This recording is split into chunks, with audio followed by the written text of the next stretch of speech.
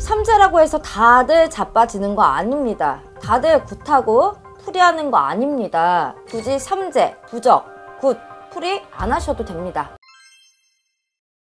안녕하세요, 나비사녀입니다. 오늘의 주제는요, 흔히들 저희 무속인들한테 많이 물어보는 질문 중 하나가요, 삼재를 꼭 풀어야 합니까? 라는 질문들을 많이들 하십니다. 우선 삼재란 들삼재, 날삼재, 늘삼재가 있고요, 천신의 삼재, 그리고 지신의 삼재와 사람의 삼재라고 해갖고 재앙의 재자가 들어와서 삼재라는 단어를 쓰고 있습니다. 근데 사람들은 삼재라 그러면은 모두들 그거를 풀어야 한다라고 생각하시는 분들도 있어요. 무슨 일이 안 되면 선생님 제가 삼재 아닙니까? 라고 이렇게 물어볼 정도로 삼재와 재앙을 상당히 무서워하시는 분들도 있는 반면에 삼재를 또 무난하게 넘어가시는 분들도 있습니다. 그렇기 때문에 삼재란 3년의 재앙, 그렇기 때문에 재앙이 3년 동안 나한테 머문다 라고 이렇게 보시면 되는데요, 그것도 복삼재가 있고 악삼재가 있습니다. 삼재지만 복으로 들어오는 삼재가 있을 수가 있고요,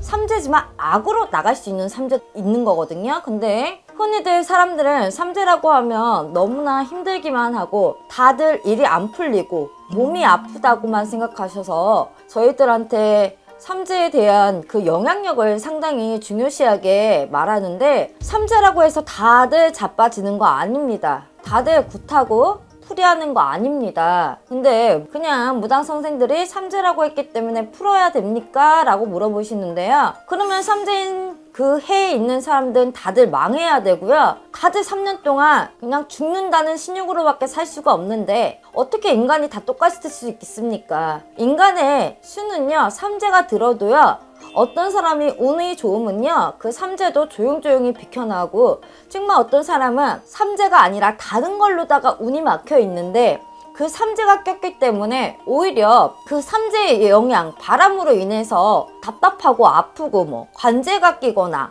경찰서를 가거나 이러는 경우도 있습니다. 초상이 나거나. 하지만 삼재가 조금 무서운 이유는요, 집에 내 식구가 살아서 2명만 삼재가 들어도 사람이 죽어난다는 얘기가 있습니다. 그래서 그만큼 어렵고 3년 동안은 뭐든지 조심해야 된다는 뜻이 들어있는 거기도 하거든요. 하지만 저는요, 손님들에게 삼재라 해서 본인들이 잘 못 되는 게 아니라 삼재가 아닌 또 다른 이유가 있기 때문에 본인들이 삼재의 바람도 같이 맞아서 안 될 수 있다라고 말씀을 드리는 편이에요. 무조건 삼재라 하면 사람들이 무섭고 두려워만 하시는데, 이거는 우리나라 사람이라면 다 겪어야 할 운에 들어있는 재입니다. 하지만 굳이 삼재가 아닌데도 잘 넘어가시는 분들은 또 그분만이 또 잘해놓고 노력해놓고 또한 더 좋은 운들이 있을 때는 굳이 삼재, 부적,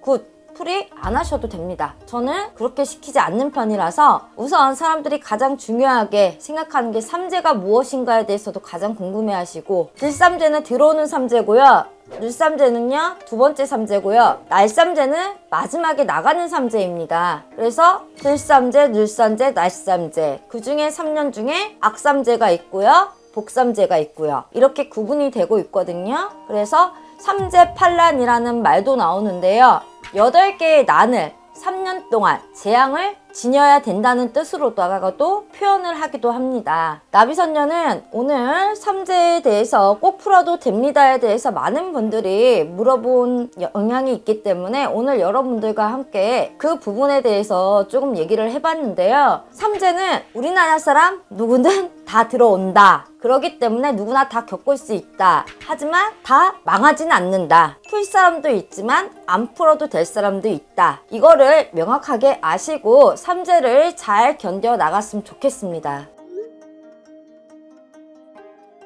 이게 선생님들마다 다 설명하시는 게 각자 다르실 거예요. 어떤 분은 뭐 늘삼재 힘들 수 있다, 오히려 날삼재가 편하다, 이렇게 말하시는 선생님도 계시고요. 또 이게 띠에 따라 조금은 달라요. 그렇기 때문에 어떤 분은 또 날삼재를 가장 중요시하게 생각을 해야 된다, 이렇게 말씀하시는 분들이 계시는데, 아마 이거는 제가 봤을 때는 들삼재, 늘삼재, 날삼재 중에서 어떤 거를 갖다가 가장 조심해야 되고 그 해가 가장 힘들다고 말하는 거는 또 그 해운년에 맞춰서 그 띠에 맞춰서 춘과 살과 맞춰서 무슨 띠는 물삼재 때 조심을 해야 되고 어떤 띠는 날삼재 때 조심을 해야 되고 어떤 때는 들삼재 때 조심해야 한다. 이렇게 저는 표현을 할 수 있다고 봐요. 용띠가 삼재이긴 하지만은요, 내년에 이제 아들이 내년에 나온다고 하셨잖아요. 근데 제가 봤을 때는 상당히 좋은 해운년에 나오는 것 같습니다. 그래도 삼재가 날삼재를 비켜놓고서는 나오는 걸로 제가 보이거든요. 보이는 것 자체가. 음력 12월 22일 기준으로 인해서 저희의 그 삼재에 대한 기운들과 모든 띠들의 기운이 운기가 내년 2024년도로 바뀌고 있습니다. 그렇기 때문에 내년에 태어나는 용띠들 하늘을 헐헐 날 정도로 좋은 사주라고 저는 볼 수 있고요. 그만큼 높은 자리에 올라갈 수 있는 사주고요. 이름도 나고 명도 나고 똑똑할 수 있는 사주인 만큼 외롭고 슬픔도 많은 사주라고 나옵니다. 고독함도 있을 수도 있는 사주이고요. 그리고 또 이렇게 띠를 갖다 좋게 갖고 태어났다고 해도 우리 부모님들이 얼마나 또 열심히 뒷바라지를 좋은 방향으로다가 잘 잡아주시느냐에 따라서도 그 용띠가 더 빛날 수 있지 않을까 저는 그렇게 봅니다.